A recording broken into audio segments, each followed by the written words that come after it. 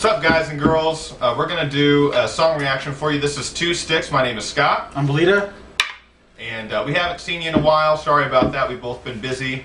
But we're going to get right into it today with some hand-picked songs. This first one, Belida, do you want to kind of kick it off here? Sure. I was actually just browsing through some Rush, just chilling out, and I ran across this Music Voice Academy, and I noticed that they had two female vocalists. First of all, they were drop dead gorgeous. They really had some amazing looks, right? And then I listened to them, and I'm like, damn,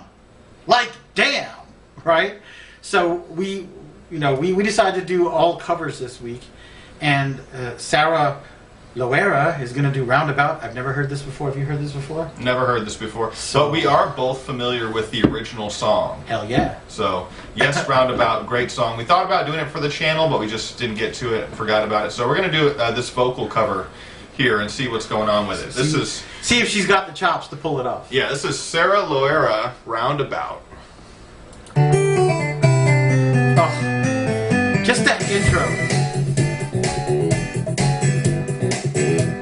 Sounds a bit techno-ized there? A little bit, yeah. She might just be playing the music and doing the vocals. I think that's a keyboard right there. I'll be the roundabout. The words will make you out and out. Incidentally, this picture does not do her justice. You've got to see her other videos. Call it morning, driving through the sound of living out the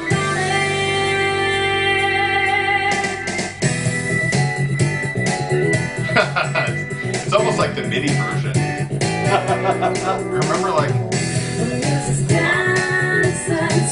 remember the other, the original version? How like prominent the bass guitar is in that song. Seems like they've dialed that a little bit, which is probably good because you can probably hear her voice better. She's doing a great job so far. It would be very rare to have that level of musical skill, like 3-4 really skilled musicians and a voice like hers in the same place at the same time without money being placed down. Yeah. So she just got a hold of a replica of that and played it. But the funny thing about her voice is it's totally not the way John Anderson sings it. Yeah. But it really works. It's almost like, what if it was a soul song? What if it had an R&B or soul connection, which is interesting, yeah? Yeah, I bet she could do R&B easy. They make the children really ring. I'll spend the day away, leaning around the lake. Gnomes come out of the sky and they stand there. One over will be there and we'll see you.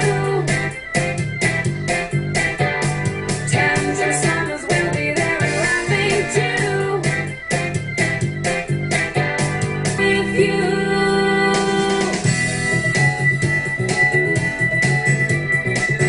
Jazzy.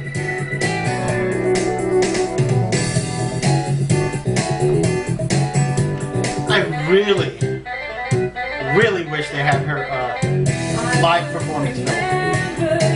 Me too. Your silhouette will charge the view of distant atmosphere. Caught at morning, driving through the sound and even in the valley. Leaning around the lake. Stop this part for a second. The sky and they stand there.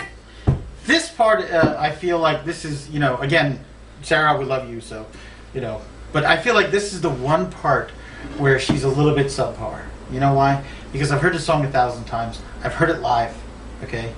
And this is usually the part where I feel a lot of excitement, that little chorus, Yeah. in and around the lake. I usually feel something happening, and I'm not kind of feeling it. I feel like she goes a little bit flat there, but that's just me. Not flat vocally like her, she's singing the wrong notes, but flat emotionally. Yeah. Like it's not as powerful or as excited as the first version. And I feel sort of that too. I feel like her version, she seems very comfortable.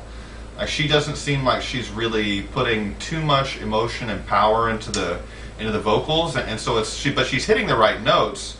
It just feels a little bit subdued and a little bit like, okay. And it doesn't help either that the instrumentation has been I don't know what they did to the bass guitar or why they didn't just use the original track. Good. Yeah. But they've kind of MIDI'd it up a little bit for whatever reason. MIDI, explain that one phrase. MIDI is like, you ever seen a song? It's a computerized version of a song. So Okay. it's like, it's a lot of video game music from the early 90s is MIDI. All right. And some people take songs that, anyway. I feel like they've done that on this track for whatever reason, but she's got a great voice. You know, I can't take that away. Let's drive on, yeah. Yeah.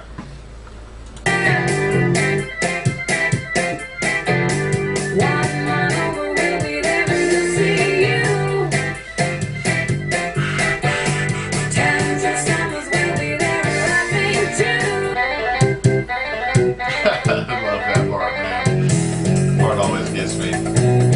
Now this is, you have some sounds a little more authentic with it.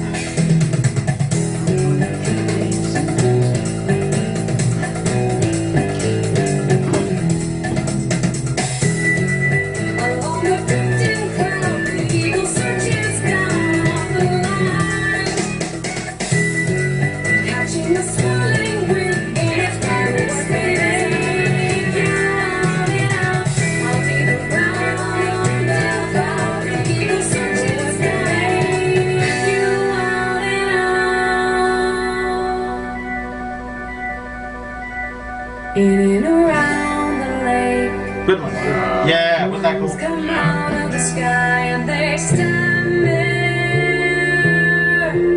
24 before my love and I'll be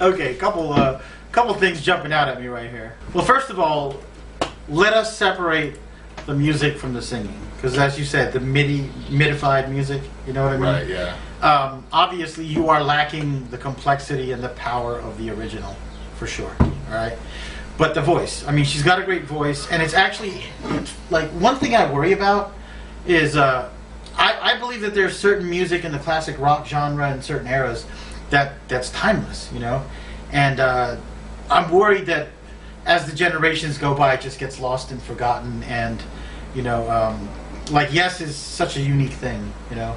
I would hate to think that the younger generation is not connecting with it, and she is, you know, and a female vocalist of all things. So I think that's just fantastic. And I never thought, what would this song sound like if it actually fit into a genre? Because Yes doesn't really fit into a genre. Yes is Yes, but she actually made this kind of an R&B thing, which I think is fantastic. Yeah. Well, she can definitely sing.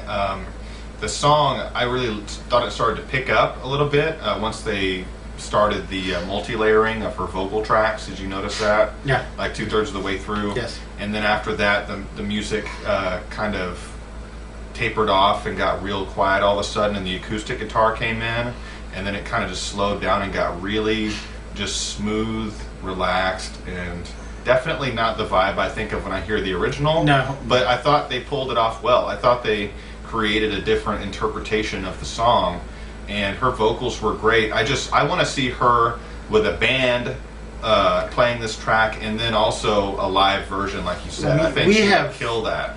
Got to do her Black Velvet. When she does Black Velvet, oh my God. All right. Chills up the spine. You know, she's stunning. She's gorgeous. She's got that voice that could break hearts in glass cups. You know what I mean? And you don't really see that here.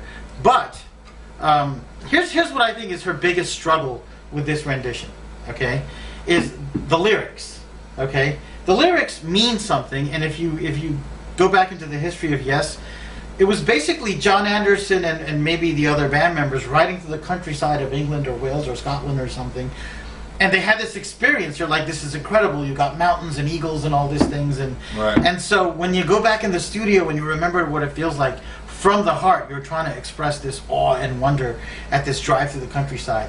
And she wasn't there. You know what I mean? And she might not even know what that was all about. You see? So what happens is it's as if you're acting and you're describing, say you're acting as a scientist and you're spouting all this scientific mumbo jumbo, but you don't know what the terms mean. So you're saying words, but you're not really connecting with the meaning of it all. You know what I mean? Yeah. And I think that's the issue. We picked this at random. We could have easily picked Black Velvet, which I'd seen her do, but I said let's do one that I haven't seen. And so I actually, if you're watching this and you're not familiar with this artist, go online and check out some of her other performances. This is certainly not her best, and likely not her worst. Yeah, I thought overall it was good. You know, it's just like you said with the classic songs, they're kind of immortal in a way, and it's really difficult to do them justice with a cover.